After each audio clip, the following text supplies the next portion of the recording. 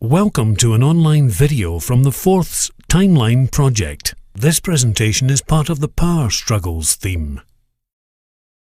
Blind Harry was a distinguished medieval poet who wrote about and collected the deeds of Sir William Wallace. He wrote in the Scots medieval tongue and left a huge manuscript of 12 books which dates to 1488. His bust by sculptor Alexander Stoddart dominates the Stirling story at the Stirling Smith Art Gallery and Museum, a tribute to Harry's contribution to Scottish history and literature. We know next to nothing about Harry, not even his surname. It's likely he was a soldier before becoming blind. He then earned a living singing and telling the stories of Wallace.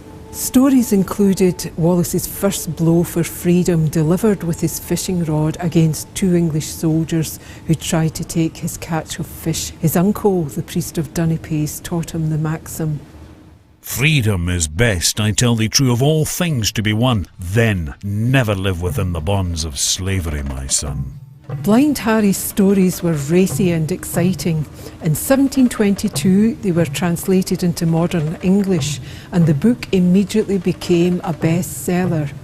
Now most households in Scotland had a copy of the Bible, but if they had a second book, it was Blind Harrys Wallace. Harrys Wallace was one of the first books ever read by Robert Burns, and he said, The story of Wallace poured a Scottish prejudice in my veins, which will boil along there till the floodgates of life shut in eternal rest.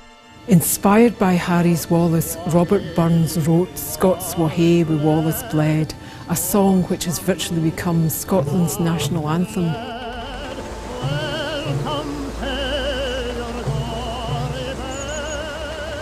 Many people were inspired by the words of Blind Harry.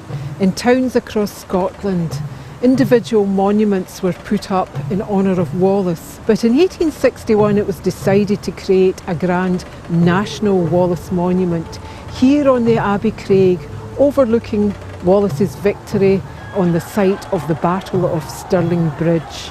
It's perhaps not surprising that the first bust to be put in the National Wallace Monument was that of Robert Burns. Writers turned to Blind Harry when approaching the story of Wallace. In 1993, when scriptwriter Randall Wallace was searching for material for his Wallace film, somebody gave him a 1722 edition of Blind Harry's Wallace. From this, the award-winning film Braveheart was produced.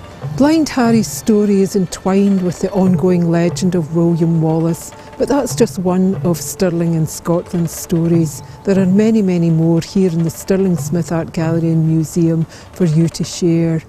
To explore the rich variety of museums, galleries and sites of historic interest in the Forth Valley, visit www.forthstimeline.net.